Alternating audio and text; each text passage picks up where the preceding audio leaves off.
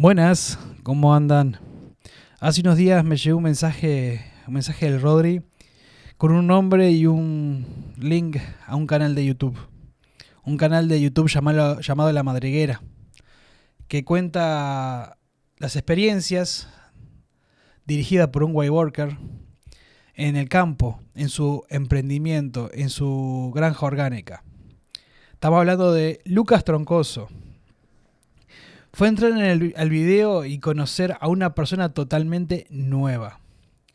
No era Lucas con el que me había cruzado en los Amits, era un youtuber con una camiseta del Widepalusa, explicando con total naturalidad qué se podía cultivar en abril. Me maravilló lo que estaba viendo, la sencillez con la que compartía su conocimiento, su experiencia y sobre todo su pasión. Me quedé pensando en qué cerca y qué lejos lo tuve todo este tiempo. Una persona, dos vidas, como si fuese una especie de Superman. De 9 a 17 Clark Kent frente al monitor, pero después se quita los lentes, cambia el teclado por las botas y se convierte en el protector de su propia tierra. Me llenó de energía ver esa pasión plasmada en la pantalla. Encontré inspiración genuina en su aprendizaje y en su crecimiento. Ahí me di cuenta de algo, que para buscar inspiración no tenemos que ir muy lejos. Tal vez la persona que nos va a dar esa chispa está chateando con nosotros ahora mismo y no lo sabemos. A veces buscamos ese no sé qué en lugares remotos, en figuras inalcanzables o historias editadas con música épica para arrancarnos una lágrima en el momento justo. Pero la realidad es que estamos rodeados de historias inspiradoras. El problema es que a veces no les ponemos el foco, o ellos mismos no las cuentan porque no lo ven como una historia, sino simplemente como su forma de vivir, de ser ellos mismos. ¿Cómo andamos, che? Hola Esteban, gracias por invitarme. Bueno, el placer es mío, la verdad que estaba muy ansioso por tener esta charla. La verdad que cuando empecé a ver toda la historia, me fascinó. Acá estamos con Lucas Troncoso, charlando un poco y bueno, vamos a arrancar por donde compete. Por tu emprendimiento, primero que nada, La Madriguera. Contame un poco, ¿de dónde sale La Madriguera? Bueno, la madriguera es una huerta orgánica de mediana escala, diría yo, más tirando a pequeña, que es el inicio de un sueño que tengo hace muchos años, más o menos.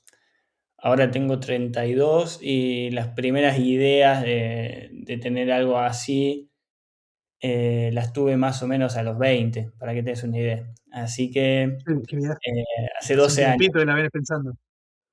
Sí, sí, sí, sí. Cuando estaba en la facultad estudiando marino mercante, nada que ver con lo que terminé haciendo, eh, hice un par de cursos de permacultura y de huerta en los veranos y en los tiempos libres, porque era algo que siempre me interesó, estar al aire libre, en contacto con la tierra, siempre me gustaron mucho las plantas. Yo lo atribuyo a que crecí en Del Valle, un pueblo que tiene 1000 habitantes, todas las calles de tierra en el medio del campo, donde mis papás eran docentes. Pero en realidad, bueno, no sé, yo lo atribuyo a eso, pero uno no puede saber realmente de dónde provienen sus gustos y sus preferencias, ¿no? No, qué maravilla, la verdad que me encanta. ¿Tus padres ya tenían alguna huerta antes o salió de vos tener esta huerta? Tengo una foto de cuando tenía 7 años haciendo una huerta con mi papá, que duró poquitos meses porque muy poquito tiempo después nos mudamos a Bolívar, donde vivo ahora, que es donde pasé desde mis 8 años hasta mis 18, que me fui a estudiar. Así que fue corta la experiencia de la huerta, pero recuerdo que me gustó, que fue algo que me interesó. Qué maravilla. ¿Y por qué la madriguera? ¿Por qué le pusiste ese nombre? Eh, teníamos que elegir un nombre, básicamente, cuando empezó el proyecto.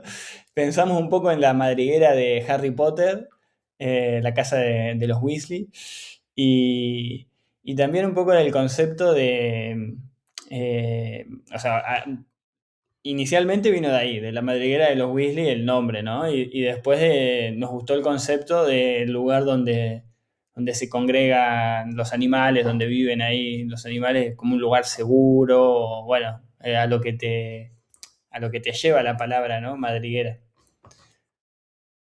Qué genial, la verdad, la verdad estoy fascinado. Hay algo que cuando estaba mirando tus videos, mirando, haciendo ese contraste de, de programador, teniendo su emprendimiento que es una huerta orgánica, me hizo acordar un libro que leí hace unos años, no sé si lo conoces, se llama Walden, de Henry Thoreau. Me, Y me suena mucho, como, es algo así como la vida en los bosques, una cuestión así. Sí. exacto, el tipo se cansó del mundo y se fue a vivir en una cabañita en la mitad de un bosque, al lado del lago Walden. Y me voló la cabeza porque era muy similar. ¿Qué es para vos la madriguera? Porque para Henry Thoreau, su cabaña era como que su lugar seguro, su refugio del ruido del mundo. ¿Qué es la madriguera para vos? Bueno, es similar. Yo el libro no lo leí entero, lo empecé a leer y sé, bueno, por dónde va. Así que creo que es medio similar. A mí, bueno, como te decía, siempre me gustó estar en el campo, o bueno, cuando iba a hacer un trekking, ¿no? Qué sé yo, en Córdoba, en Mendoza, de vacaciones, cosas así. Siempre me dio mucha paz, mucha tranquilidad y es algo como que siempre estaba buscando. Creo que cuando más desconectado de eso estuve fue cuando viví en Buenos Aires durante 7 años estudiando y sentía capaz que no venía a Bolívar durante 4 o 5 meses y me sentía un poco agobiado por el ritmo que conlleva la vida en la ciudad, el subte, el ruido, la gente, todo eso, esa desconexión era algo que me hacía mucho ruido y me hacía valorar o querer volver a buscar esos momentos de tranquilidad, de sentarse y ver el horizonte y solo escuchar pájaros. Algo tan simple como eso siempre me produce una sensación placentera y siento que es algo importante. Y la madriguera, bueno, es como eso, como mi objetivo cumplido de vivir la mayor cantidad de tiempo posible de esa manera, en ese silencio, que poder lograr esa conexión sea tan fácil como abrir la ventana o abrir la puerta, ¿no? Y, y bueno, ahora estoy viviendo acá en La Madriguera hace un mes, que después de un año y pico de reforma, dejamos la casa lista como para vivir porque, bueno, no estaba habitable cuando compramos esta chacra, pero antes de eso estuve más o menos 2 años viniendo desde el centro de Bolívar, donde vivía antes, acá tardás 15, 20 minutos en auto. Y bueno, estaba todos los días, terminaba de trabajar a las 5 de la tarde y agarraba el auto y me venía para acá a estar, depende de la época del año, si era invierno capaz que tenía una horita de sol, una horita y media, o si era verano un poco más, pero a terminar mi día acá, viste, como a veces trabajando en la huerta y a veces tomando unos mates, mirando el atardecer nada más. No solo como algo productivo, sino también como algo de relajación, de descanso. Qué locura, qué locura. ¿Y vos dónde vivías antes? ¿Era muy ciudad o era realmente relativamente tranquilo y volviste acá? Estás mucho más tranquilo. ¿Cómo es ese cambio de vida? No, Bolívar es muy tranquilo también. Bolívar tiene 30.000 habitantes, es una ciudad bastante chica, bueno, pueblo, casi no sé si es, bueno, algunos lo consideran ciudad, otros lo consideran pueblo, depende de cada uno, pero de por sí es muy tranquila, muy segura. desgraciadamente hay muchos ruidos de motos que le roban una de sus mayores bellezas, ¿no? Que es el silencio y la tranquilidad. Ahora están empezando a trabajar en eso en la municipalidad, pero de por sí es bastante tranquila, comparado con un Buenos Aires, ¿no? Sí, También sí, sí. haces 20 cuadras para cualquier lado y llegás al campo, en Bolívar. Entonces como que estás bastante conectada con esa vida también. Qué maravilla que hay algo que me llama mucha atención, que capaz que vos me vas a contar mejor, pero ¿cómo es esa conexión? Porque me dijiste que reformaron esa casa y no quiero decir que no, pero estuve mirando bastantes videos y hay uno de los videos que mostrás toda como que contás el proceso que hicieron de reforma. ¿Podrías contarnos un poco cómo fue llegar cómo fue encontraste el campo, la reforma, también la conexión que generás con ese lugar, porque quieras o no, al vos dedicarle hora, tiempo, sacrificio, y ahora estar viviendo ahí, la conexión con esa tierra, con ese lugar, creo que debe ser bastante importante. A ver, contarnos un poquito de todo. Bien, bueno, el proceso de la reforma fue un poco estresante en sí, eh, más que nada por el tema de organizar, era como un trabajo más, ¿no? De organizar a la gente para que vengan a hacer las distintas cosas que había que ir haciendo. Había que tomar muchas decisiones que eran, ¿no? Como para toda la vida, entre comillas. Así que bueno, fue como un periodo lindo, pero agridulce, ¿no? Como de bastante estrés. Por suerte ahora terminó y estamos disfrutando los frutos de todo ese esfuerzo. Y la verdad que es muy lindo sentir que, que si yo quiero puedo vivir acá para siempre, o sea, que es mío, bueno, que todo lo que haga y todo el esfuerzo que le dedique cada día a esta casa y a esta tierra va a ser para mi futuro yo, para mi futura familia. Así que eso es muy lindo. Como te contaba antes, a mí me gustan mucho las plantas y bueno, me encanta tener la mayor cantidad de plantas posible, de todos los tipos. Solo me limita, bueno, el clima de acá, que en invierno hace mucho frío, entonces ciertas especies no las puedo tener, pero trato de tener la mayor cantidad posible y las plantas tienen muchas cosas muy locas, pero una que me gusta es que le lleva mucho tiempo eh, llegar a su plenitud, digamos, ¿no? Qué sé yo, un árbol un pino, por ejemplo, un pino grande, lindo, que uno ve enorme, capaz que tiene 70 años, 80 años, ¿no? Entonces, capaz que muchas de las plantas que yo pongo ahora, capaz que no voy a llegar a verlas desarrolladas por completo, pero sé que alguien sí las va a disfrutar. Hay un dicho, no me acuerdo bien cómo es, ¿no? Que el hombre sabio planta sabiendo, no sé qué, como que no va a llegar a sentarse bajo la sombra de ese árbol. Eh, Así que, Estaba pensando en esa misma frase. Yo la vi en una serie, en una que se llama Afterlife, que le decía exactamente lo mismo. Los buenos hombres plantan árboles para hacerlo, así que para que se sienten las futuras generaciones. bajo su sombra, Viaje, es un viaje eso, que lo que estás diciendo, de que no es la velocidad del mundo actual, que es todo como, pa, ya salieron en una semana, salieron 10 versiones del mismo editor de código y todavía estás aprendiendo a usar la primera, que ya se quedó como 10 versiones atrás. Esto no, esto van a ser años, décadas, y tal vez vos lo veas en cierto punto y la otra persona que venga después lo va a ver en otra etapa de su desarrollo. Y creo que en la cabeza te empiezan a pasar otras cosas, que es el hecho de esperar, la paciencia, practicar también el disfrute del día a día, porque tal vez los cambios no lo ves de un día para el otro, capaz que tenés que esperar por lo menos 6, 7 meses para decir, mirá, le salió una ramita nueva, la hojita cambió de color, este, el poder observar. El otro día estaba hablando, no me acuerdo con quién, y estaba hablando de una planta de esas de interiores Y decía, che, a mi madre la planta le está que. La flor que tendría que ser bordó, está verde. Está igual que toda la planta, está verde con toda la planta.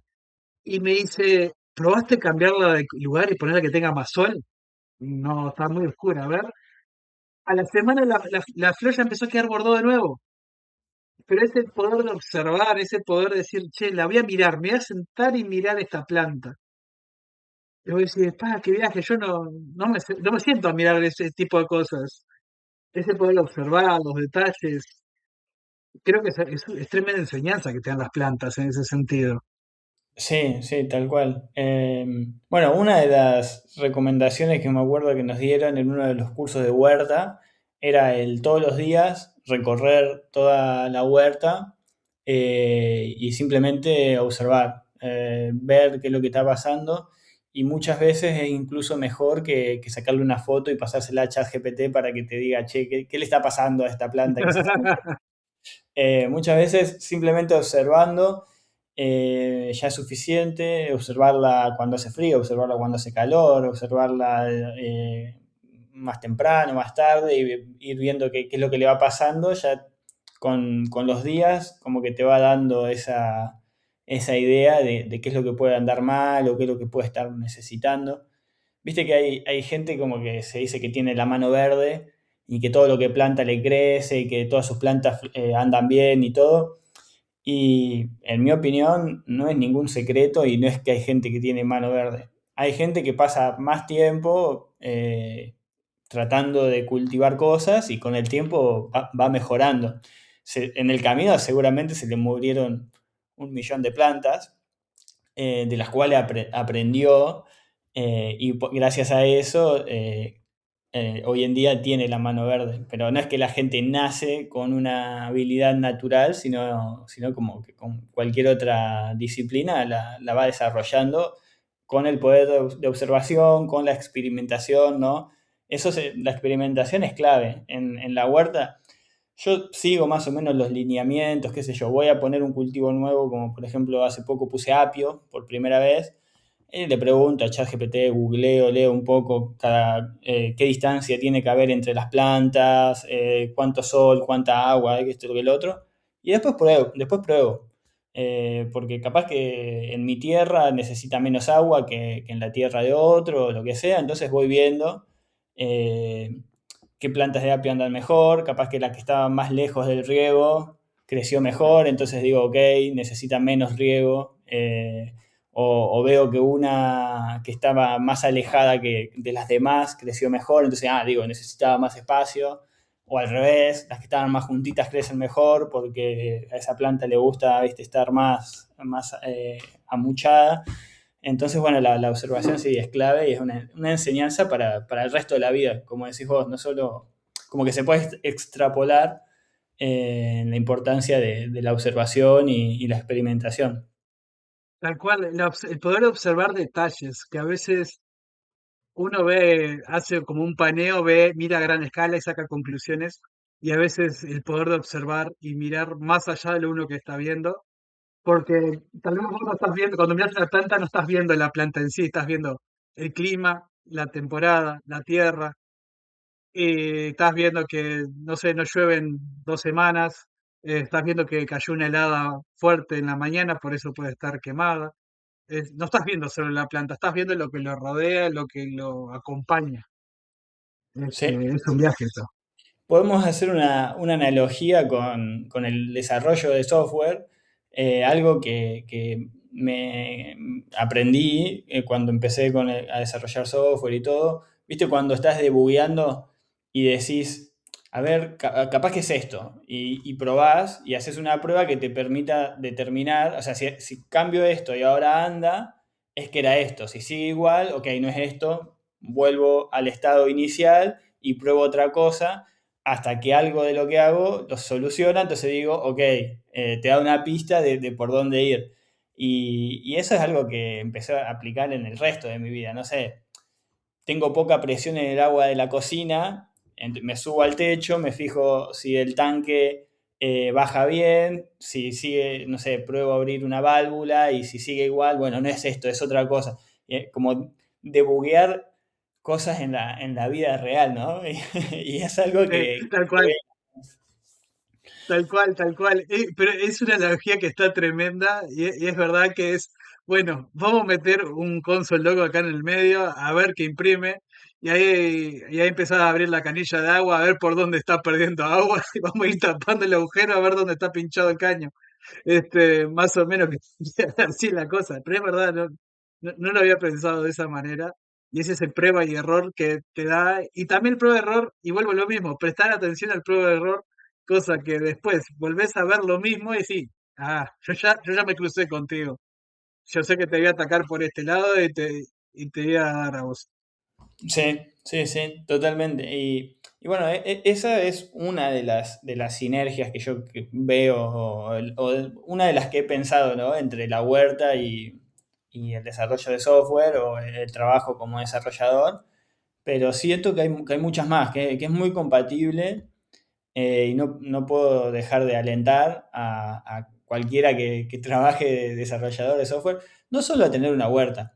Yo creo que cualquier proyecto manual, proyecto, trabajo, hobby, manual, es un buen complemento para nuestro trabajo por la cantidad de horas que pasamos sentados en la silla, adentro de nuestra cabeza, ¿no? De la compu, como que es súper recomendable salir un poco a algo tangible, bueno para nuestra salud y bueno también para nuestro desempeño después como desarrolladores, ¿no?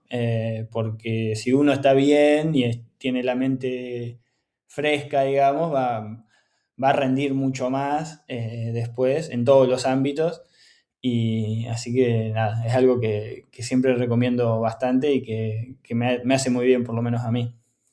Es que en cierta manera es como un desagote y tenés vamos al caso, tenés algo como que te resetea la mente, porque estás haciendo algo completamente diferente y también estás desarrollando otras habilidades que tal vez tenés escondidas, que es a veces el trabajo manual, esa conexión entre la mente y las manos, que por más que nosotros usamos teclado y tecleamos todo el día, el poder de, no sé, agarrar una planta, las sensaciones que te transmite eso, estar en un ambiente diferente. Por ejemplo, en mi caso, mi hobby comúnmente es cortar de trabajar y sentarme a leer o seguir leyendo cosas en la computadora. Y hay días que vos decís, tengo la cabeza quemada y no hice nada. Sin embargo, a mí me gusta tratar de salir, ahora estoy tratando de hacer mucho ejercicio afuera, al aire libre, tratar de, en vez de salir de, no sé, de la oficina y quedarme haciendo cosas o ir al gimnasio encerrado, digo, voy a salir a caminar, voy a salir a correr, voy a tratar de salir a hacer otra cosa diferente. Y ya eso, que no es nada comparado con decir tengo una huerta que ya implica muchas otras cosas, ya me resetea la cabeza, poder tener el contacto de decir salgo, tengo una huerta.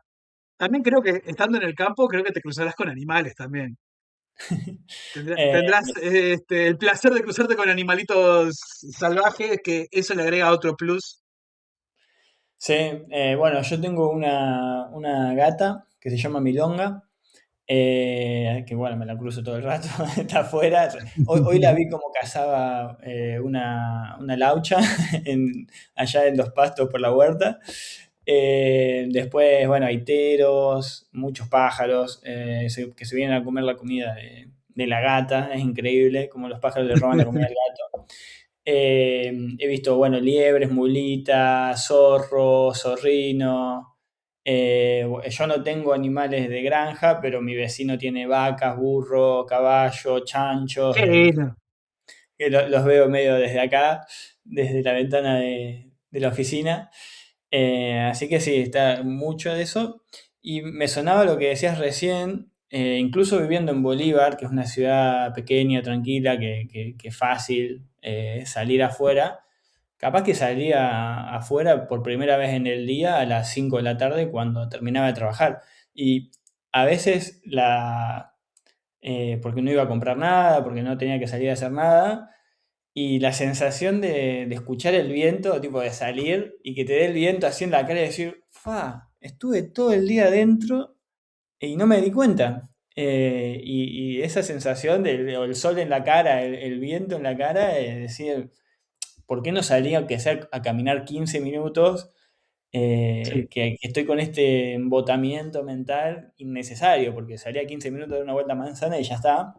Pero viste que es difícil muchas veces si no tenés una razón por la cual salir, como trabajamos de nuestras casas y todo, uno se termina quedando adentro y todo, y bueno, acá como que no tengo esa posibilidad, o sea, aunque quiera quedarme adentro a veces, todo el día, a veces estoy esperando que llegue un día de lluvia para decir, bueno, me quedo todo el día adentro, pero si no, si es un día común es como, bueno, por ejemplo, tengo la estufa a leña, porque acá no llega el gas, así que tengo que salir a buscar la leña a la mañana para prender la estufa, que es un poco, vos decís, oh, qué fiaca, lo tengo que hacer, pero al mismo tiempo te obliga a salir afuera, viste, ya estirar las piernas, sentir el aire, qué sé yo, y ya arrancas distinto. Sí, es diferente. Aparte, mira, yo también tengo estufa de leña, tengo el calefactor ahí prendido desde la mañana temprano. Y qué cosa más linda, ponerle yo, a mí, yo tengo la leña en el fondo, me traigo mi cajón de leña, lo prendo y ese olorcito a leña quemada. El eucalipto larga su buen olor, pero la leña de por sí tiene su fragancia linda y ya al menos a mí me da esa sensación ya de invierno que disfruto. Sí, Que sí. te hace ese toque, es decir, salgo, el frío, pero después el calor reconfortante de la estufita, el olor, si te haces un mate, un café al lado, ya es otra experiencia. Una cosa, por ejemplo, que disfruto mucho, yo estando acá, es los días de invierno de helada, que cae, que vos ves que queda todo blanco como si fuese nieve. Es ir y ver, por ejemplo, en el alambrado, las telarañas congeladas, con la humedad congelada, o las plantas con esa escarcha, con esa capa de hielo arriba de las hojas.